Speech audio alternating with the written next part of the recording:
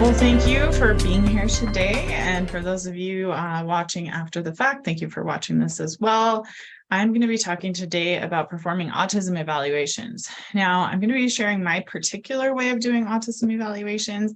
This really is variable. And at the very end, I'll mention a couple of different options that exist out there for diagnosing autism.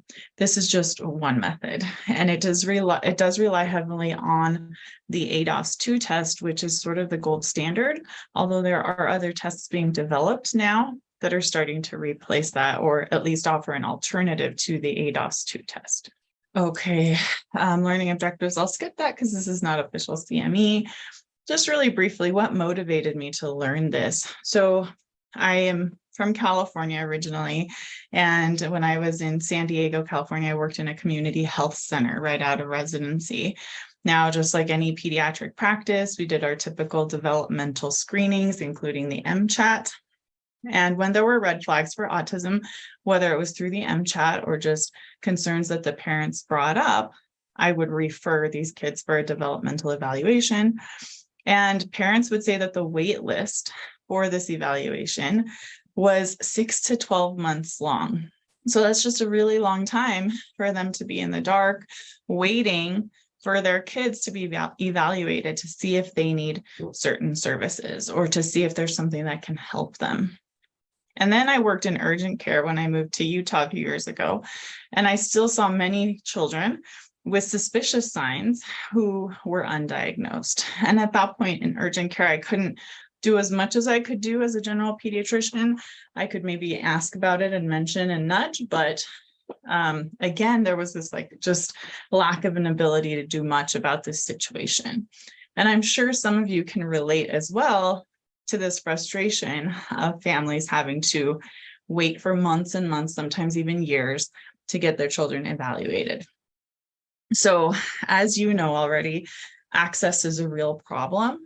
And I found this quote from a paper from 2020. It says that although the recommended maximum wait time between initial referral and autism diagnosis is 5 months, the average time between parents' initial concerns with their child's development and a diagnosis is generally between 2 and 4 years. So that's not just including the wait list from the time they actually request an evaluation.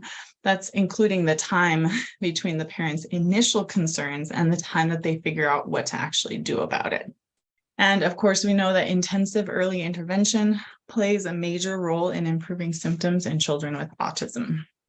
Now, unfortunately, families cannot access intensive early intervention, or at least much of those services like ABA therapy, without a formal diagnosis.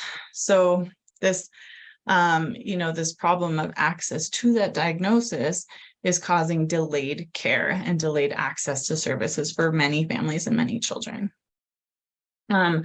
Also, interestingly, I didn't know this until pretty recently, there's a huge shortage of developmental behavioral pediatricians in this country. According to an article from the AAP News in January of 2022, there are less than 750 board-certified developmental pediatricians in the country, and more than 19 million U.S. children and adolescents younger than 19 years have a disorder of development.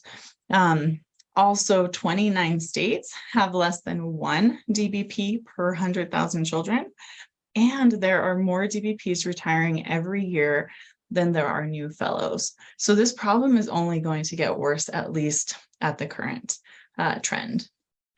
And for anyone who joined late, please feel free to chime in with questions at any point. Now, we as general pediatricians, I assume most of us here are general pediatricians, but if you're a specialist, hey, you can jump into this as well if you want. But we can help.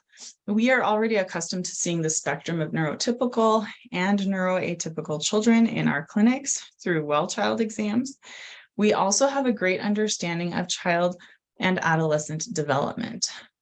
We already know how to distinguish ADHD, anxiety, and other conditions that commonly co-occur in autism. And I believe personally that we don't need 3 years of fellowship to learn how to just diagnose autism. We just need some extra training, some guidance, and some practice. Give me just a moment. I need some tissue. All right.